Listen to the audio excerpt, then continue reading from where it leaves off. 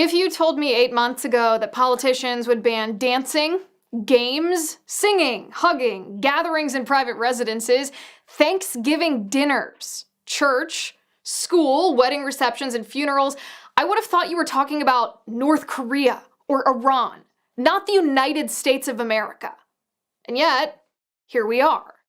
Remember, 3 weeks ago, the Democrats were totally fine celebrating Election Day in giant crowds, but now they want to forbid you from celebrating Thanksgiving with your family. In fact, tonight, here are 9 COVID rules that are so crazy it's hard to believe they're real, but they are. In the state of Oregon, if you host more than 6 people at your house for Thanksgiving, you could face a $1,000 fine or time in jail. In Pennsylvania, you must wear a mask in your own house if you have somebody in the house who doesn't live there. In the state of California, Governor Gavin Newsom has banned your family from celebrating Thanksgiving with more than 10 people. That's bad enough in and of itself, but Newsom himself was just caught attending a birthday party with more than a dozen people from various households. This, by the way, this is what tyrants do. Rules for thee, not for me. Governor Newsom also imposed an essentially statewide curfew in California between the hours of 10 p.m. and 5 a.m. Because apparently at 9:59 p.m. the coronavirus is too busy to infect you, but at 10:01 p.m. you're fair game. Why should anybody on God's green earth obey these tyrannical dictates when they're not based in science and Newsom was caught violating his own rules for a party? By the way, Governor Gavin Newsom got the idea of a COVID curfew from Saudi Arabia. Imagine taking governing advice, governing cues from a repressive nation that subjugates women, that tortures political prisoners, denies citizens the right to free speech, and arrests dissidents without cause or due process. But I digress. The mayor of Los Angeles, Eric Garcetti, has shut down outdoor dining at restaurants just days before the biggest dining day of the year, which is supposed to be the day before Thanksgiving. In Philadelphia, the draconian government lockdowns won't let you have a gathering in your house with anybody who doesn't live there. These politicians are nuts. Also in Philadelphia, by the way, outdoor dining is limited to just 4 people sitting at one table, all of whom must be from the same home. In the state of New York, Governor Cuomo has limited private gatherings at private residences to a maximum of 10 people. It's absolutely insane, and by the way, please don't tell the AP style book I used the word insane. Apparently, now it's ableist against mentally ill people to use the word insane. It is insane, by the way, that Governor Cuomo thinks he has the authority to prohibit private gatherings on private property when the people aren't sick and haven't even been exposed to the virus. And that's not the only dumb New York COVID rule. New York City schools are closed, which defies the science that shows children are more likely to die from the flu than from COVID-19, and that schools are not significant vectors of transmission of the virus, even to teachers and school staff.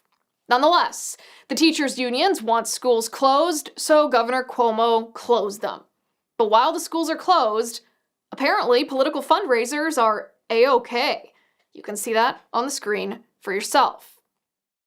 And perhaps the craziest COVID rule of all, the CDC wants your college student returning home for Thanksgiving to wear a mask indoors. Don't touch the family pet, the CDC says. Bring their own food. Bring their own utensils. Don't go into the kitchen, and whatever you do, do not sing. Can't make this stuff up because these bureaucrats are nuts. And keep in mind, these rules, they're not for everybody. These rules are for you. These rules apparently do not apply to the power-hungry politicos who mandated them. For example, California Governor Gavin Newsom bans gatherings of more than 10 people, but he attends a party with dozens of people at a restaurant which appears to be indoors. Chicago Mayor Lori Lightfoot locked down Chicago again, but she celebrated Joe Biden alongside massive crowds in the streets, and her excuse was the crowds were going to gather whether or not she attended, so she might as well attend. Speaker of the House Nancy Pelosi likewise planned to host a giant congressional reception, even though you are not allowed to do the same thing. Pelosi canceled the reception, but only after massive backlash. Meanwhile, Washington, D.C. Mayor Muriel Bowser and her staff attended a Biden victory speech in Wilmington, Delaware. Keep in mind, Delaware is on Mayor Bowser's list of high-risk states, which means you are required to quarantine after you return. But did her staff quarantine after they returned from the state? No, they did not. Her staff claims this trip was essential travel and therefore they are exempt from the quarantine order. Are we the people really okay with this blatant hypocrisy, this double standard from our elected officials? Finally, not only have these power-drunk politicians violated our rights in order to accumulate power for themselves, it's chilling the power the leftist politicians have given our enemies, too.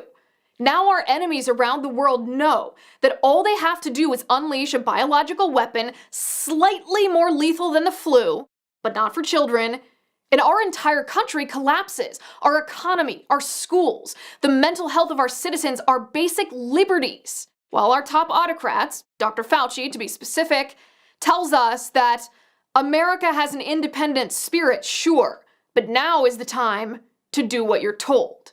So each of our countries have that independent spirit, but we don't want to be told what to do.